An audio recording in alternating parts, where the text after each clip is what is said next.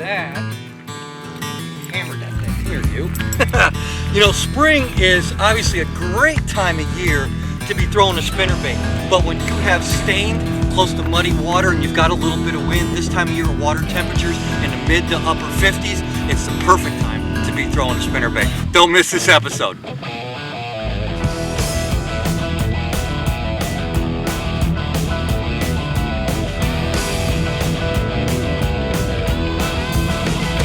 We're now south of 55. We're gonna take a little scenic drive down Interstate 49. We're just looking for a good time. Better buy another case of beer, cause you know you're gonna need it here. Man, you hit that thing right at the boat. I barely had any time to get him out of there, but that's another nice fish. This is one nice thing about this time of the year. You really don't have to get out that early. And put this fish back. Here you go. Right now we got water temperatures about 56 degrees. It's come up about a degree since we've been here. So as the day, it's getting later in the morning now, and as the day goes on and it starts to warm up, this is going to be one of those days where this time of year, don't worry about getting out at 7 o'clock in the morning. As the water temperature warms, that's when your fishing's going to get better.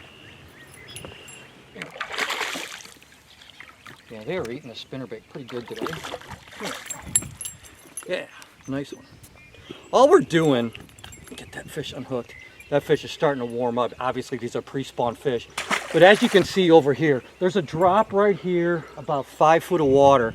And we're going down these reeds. The wind's blowing into a little bit, and this is the warmest water we found. This time of year, 1 or 2 degrees can make a huge, huge difference. Seek out that warmer water in that pre-spawn. And as I just said, 1 or 2 degrees can make a big difference. So now we've got a bank that the sun's been shining on the longest. The water temperature is starting to rise. I'm going to continue to go down this bank with a spinnerbait. If we start getting 2 or 3 fish in an area, then I'll probably slow back down and go back over it. We always tell you this. It is a piece of the puzzle at a time. And the more you put it together, the more you figure it out, obviously, the better you're going to do.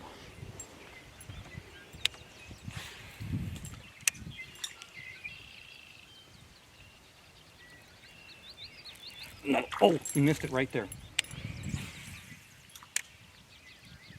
Come right back over again.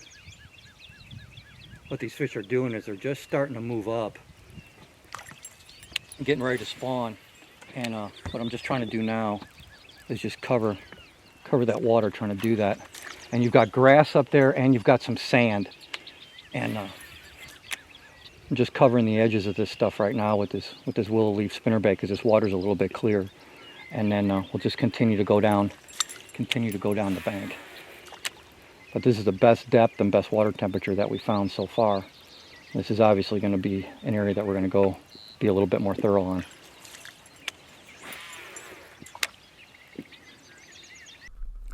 This segment of Jim Crowley Outdoors is brought to you by these and other fine sponsors.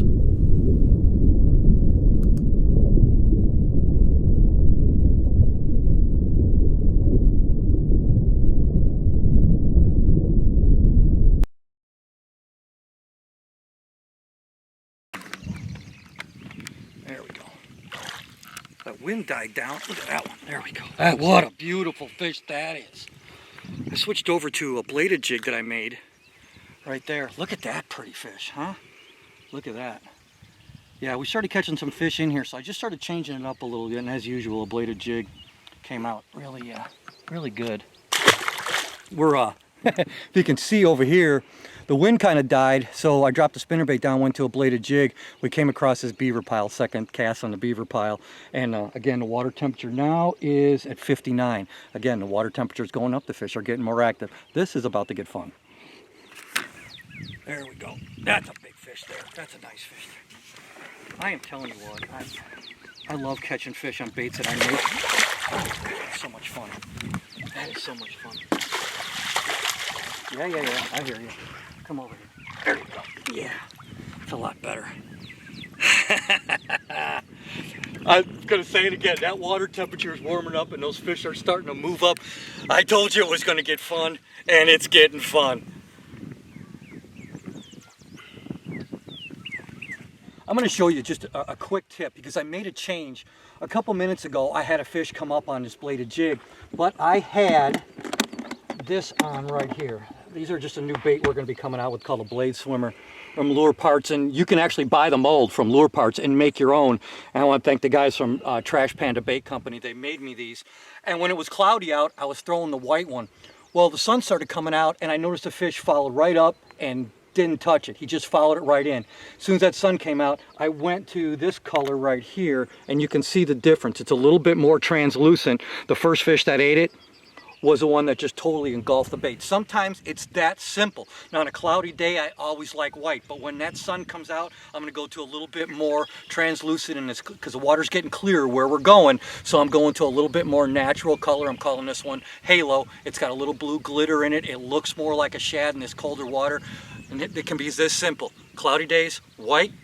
It gets sunny, I change to that. These are the only trailer colors that I use right here. Green pumpkin's gonna work everywhere across the country. This is my cloudy and sunny day when I'm throwing a bladed jig trailer in this cold water. I always want a more subtle trailer.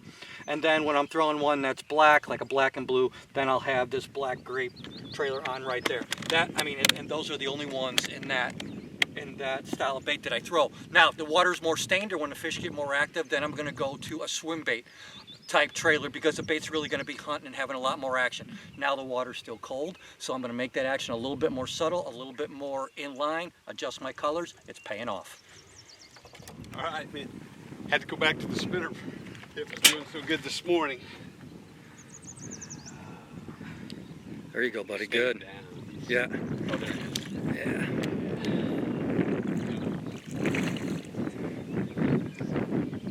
He's not quite there.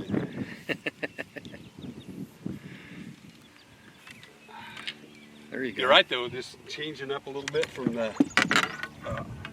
when the sun went away. There you go. Nice spinnerbait too, Jimmy. You know where I can get any of those?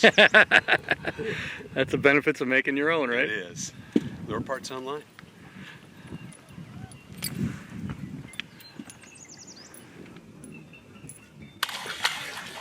All right.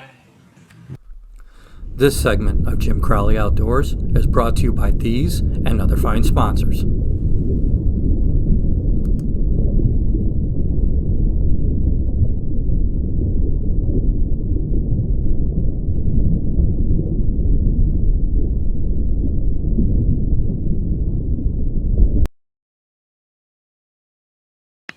One of the questions I get asked often is, when do I choose the difference between a bladed jig and a spinnerbait? And this time of year, when the water temperature, as we were talking about, is in that low to mid 50s, I like throwing blades, period, whether it's a spinnerbait or a bladed jig. How I choose the difference: a lot of times when I have windier conditions, I opt for the spinnerbait. If it's a stained or muddy water condition, then I'm going to go with a round blade, like the T-blade that we have, that I throw. It's just a big Colorado type blade, and I get a lot more thump. The water started clearing up a little bit as we were getting into warmer water today, so that's when I went to double willow leaf blades. That is just a lot more natural looking and clear water than the Colorado blades are. Now when the water gets calm, kind of like it is right now, and I'm covering a flat, which is right out behind me here, that's when I'm going to go to a bladed jig. There's sparse grass out there, and that bladed jig has a great appeal to fish, to me, in wide open areas. Other reason I use a spinnerbait is if I'm fishing isolated cover. What I mean by that is laydowns or stumps. Then I'm probably going to be throwing a spinnerbait more, because it's going to be a little bit more weedless. And bladed jigs do have a tendency, sometimes depending on the trailer that you're throwing, to hang up around that. So I take those odds away of me hanging up more, and that's when I start throwing a spinnerbait. Now there's going to be days when I switch back and forth, but those are basically the rules that I start with. If it's windy and it's cloudy, I really like throwing a spinnerbait. If I'm covering a more expanse, especially with like a weed line, or I've got a flat, that's when I like a bladed jig. Yeah, it does, don't it? Got a neck band. Yeah, it does. First time seeing a swan with a neck band. That's cool.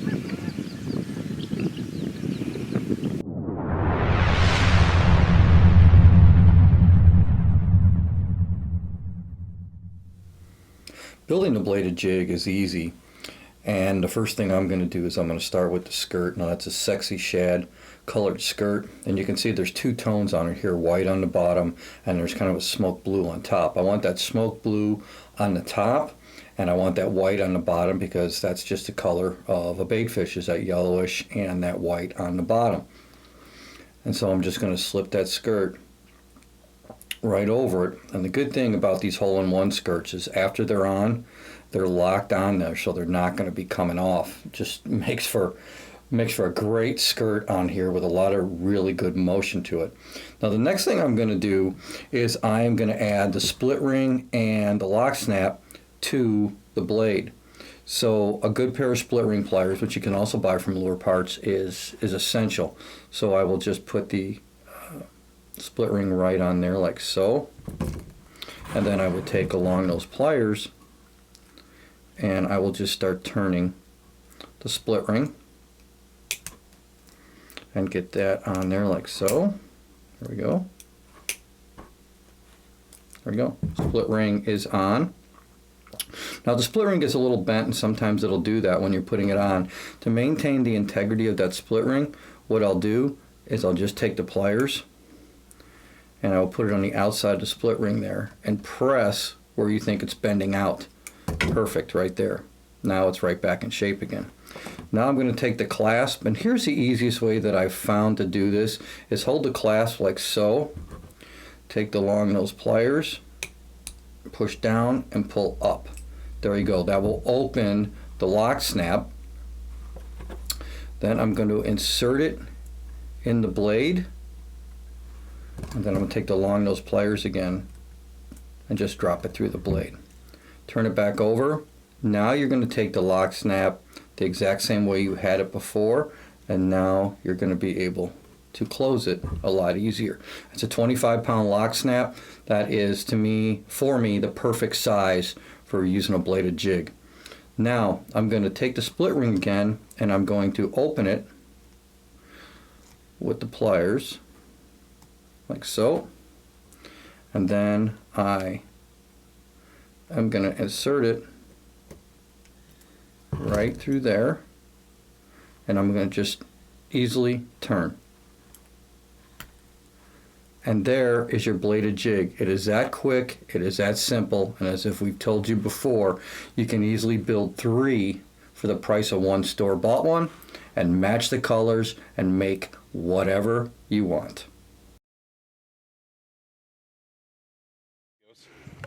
He's doing a little dancing. And working these line of trees. That's a good idea, Jimmy. Ah, nice one. There you go. Good. Yeah. They are eating. Nice. Yeah. Another spinnerbait fish. Love it. Or bladed jig. You got your cut. Bladed jig with I was kind of bouncing it along the bottom. Yeah. So I was reeling it and then letting it fall. Nice. So, beautiful. Yeah. Thank you there. As always, I wanted to go over the equipment that we use today, and with those rising water temperatures, those fish were becoming extremely active later in the day, so we had to switch off several times depending on water clarity. Now when we started today, I was throwing a spinnerbait because it was windy, it was cloudy, and we were fishing stained water, and I was throwing a 3/8 ounce spinnerbait from Lure Parts Online that I made with our T-blade on there, and that T-blade has a heck of a lot of vibration to it, and in that stained water, that's how we started catching a lot of our fish. But then as we got into other parts of the lake, the water started to clear up and it was still windy, so I switched to a 3/8 ounce spinnerbait that I made with double willow leaf blades, and that just had more of a baitfish profile to it, and we caught some fish that way.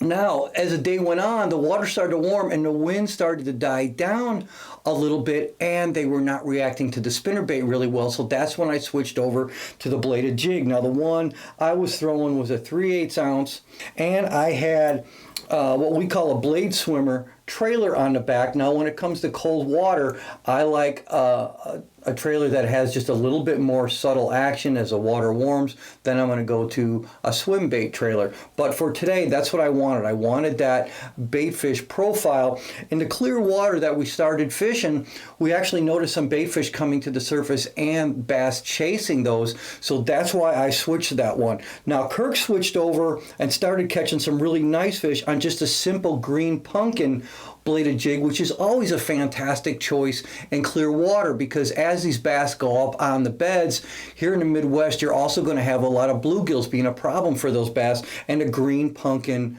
bladed jig is a great match for coming close to those beds, and he caught some really nice fish doing that.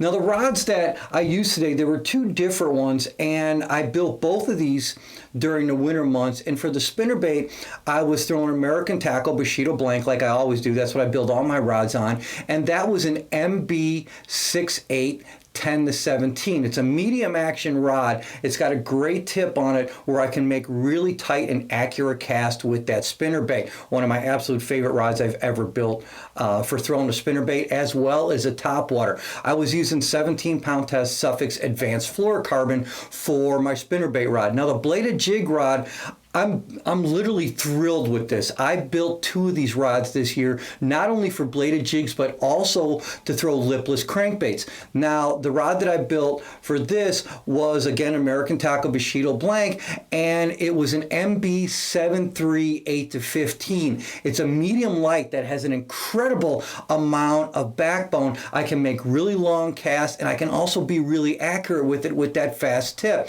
Now, I had an American Tackle reel, it's 6:3-to-1 gear ratio on it, and I loaded that reel with 20-pound test Suffix Advanced Fluorocarbon. It's a very easy casting line, extremely durable, and has a great complement to that medium light rod. It sets the hook really well with that combination. And when you're throwing a bladed jig, a lot of times the fish will just come up behind it and suck the lure in, and then the rod tip will load and you'll hook the fish. Now, on that rod, there's something that I need to tell you about, and that is the reel seat. And that is new from American Tackle at the end of last year. That is what they call handcrafted carbon, or HCC. It's a carbon reel seat, extremely light. And as we've talked about before, carbon reel seats echo or amplify the feel of that graphite. So I can literally feel the blade on my spinnerbaits and on my bladed jigs stop moving or be interrupted. I know there's a fish there. So every fish that inhaled that bladed jig today, I felt the blade stop. I simply pulled back, the rod loaded, and the fish was caught. If you're building your own rods, I highly suggest you look into the carbon and compressed carbon and handcrafted carbon reel seats from American Tackle. You will not be disappointed. Matter of fact, I just about guarantee that you'll start building all your rods with those reel seats. They are that sensitive, and it brings the game, ups it to a whole nother level. So that's everything we use today. There are still some very, very nice fish to be caught. I think you're going to enjoy the rest of the show. Yeah. Whoa. He hammered that thing. Good fish there. Oh, I'd probably swing him in here. Let's see. Come here. Yeah. Look how fat these things are. That's what's so fun about pre-spawn. Ah, and hooked real good. Look at that little football. Oh, fun. There you go. Yeah. That is a good one there. Stay down, stay down. Boy, he hammered that one, buddy. He hammered that one. Come here, buddy. Right in the old clam. Yeah, look at that one. Oh boy, look at that one. Oh, that is awesome. Oh yeah.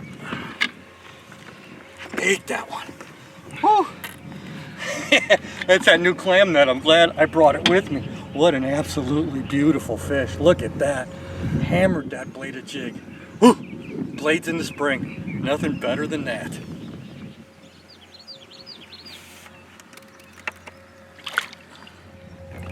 Thank you, sweetheart. Yeah. Ooh, that's fun. That's fun. He just swam at me. That's a good one there. Oh yeah, there's a big fish there. Come here. Easy does it. Easy does it. Yeah, but that is what we want right there. Come here. Yeah. Now that is the way to end the day. Look at what a beautiful fish that is, and ate that. I hope we showed you today why it's so important that blades this time of year can be absolutely sensational. I don't care if they're spinnerbaits or bladed jigs. When that water's cold, you start throwing blades, you will be probably one of the sharpest knives in the drawer. Hey, thanks for joining us. I'm gonna put this fish back. There you go. Go ahead, babe. There you go. See ya. That's so cool. Hey, thanks for joining us. We're going to be on the road somewhere, someplace next week, hopefully with another great adventure. Hope to see you then. God bless you. I'm Jim Crowley. We'll see you soon.